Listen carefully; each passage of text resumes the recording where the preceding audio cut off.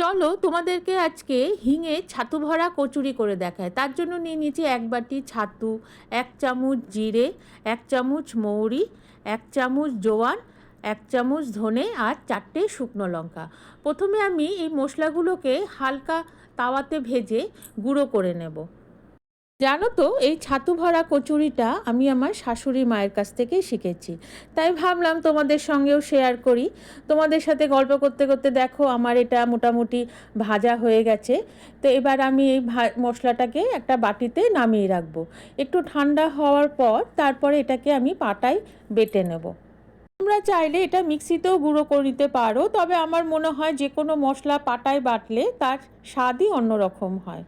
চলো তাহলে আমরা পুরটা বানিয়ে নিই। প্রথমে আমি এরকম একটা বড় বাটিতে ছাতুটা নিয়ে নিলাম। তারপরে আমি হিংটা আগেই ভিজিয়ে রেখেছিলাম, সেই হিংটা দিয়ে দেব। আর মশলাটা তো আমি গুঁড়ো করে নিয়েছিলাম, সেই মশলাটাও দিয়ে দেব।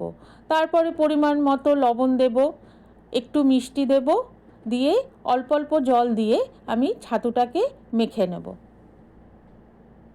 প্রথমেই কিন্তু একবারে জল দিয়ে দেবে না, তাহলে ছাতুটা পাতলা হয়ে যাবে।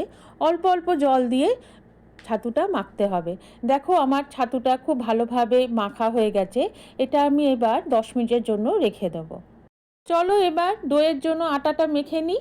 আমি এখানে 2 কাপ ময়দা নিয়েছি, 1 কাপ আটা নিয়েছি।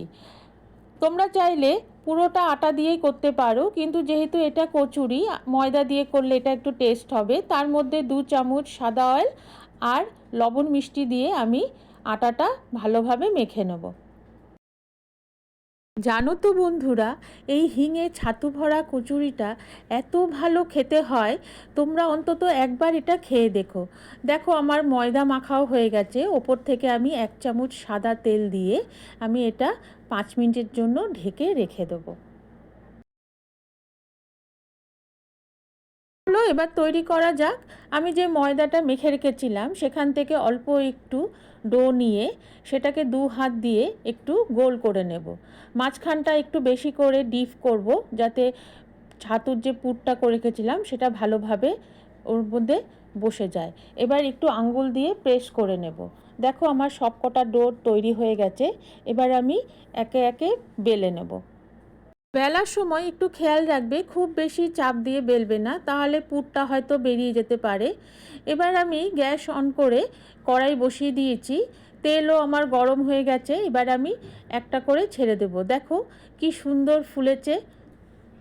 এভাবে সবগুলো একটা একটা করে ভেজে উঠিয়ে নেব। তবে কচুরি তো শুধু খাওয়া যায় না, এর জন্য আমি একটু রসুনের চাটনিও বানিয়ে নিয়েছিলাম।